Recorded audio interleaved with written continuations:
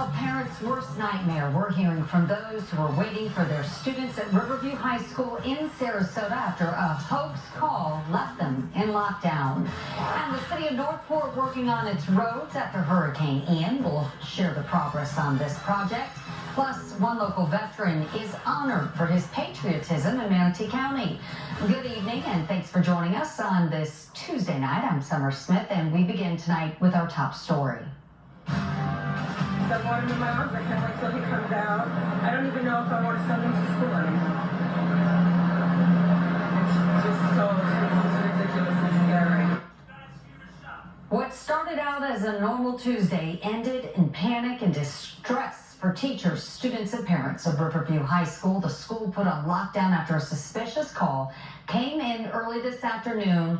It all turned out to be a hoax. But for the safety of students, the Sarasota County Sheriff's Office and Sarasota Police Department responding according to protocol, sweeping through the high school to clear any potential threat. The lockdown was lifted shortly after 2 this afternoon after law enforcement determined there was no longer an active threat.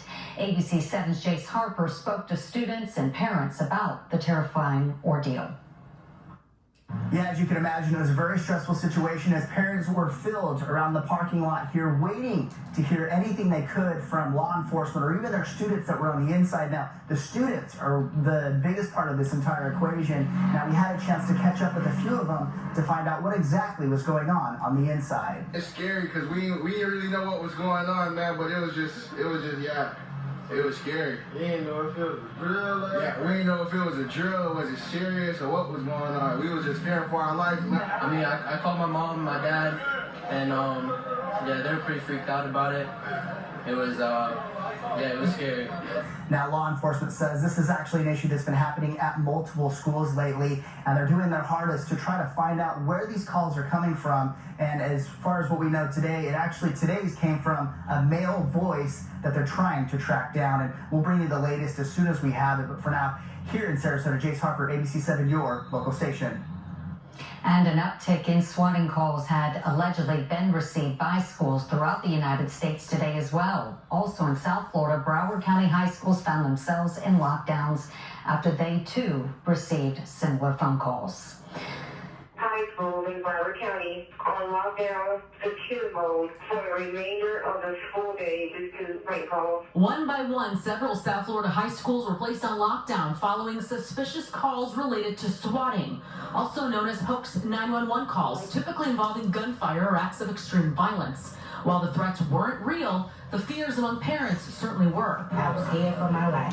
In Broward County, deputies and officers responding to West Broward High School, Pompano Beach High, Flanagan and Dillard High, prompting the superintendent to even speak out about it. Unfortunately, we're being swatted.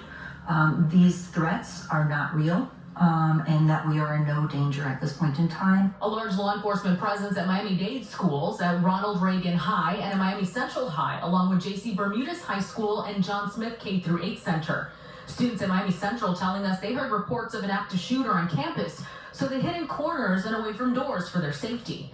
Parents quickly arriving to take their kids out of school. My child called me talking about code red 911.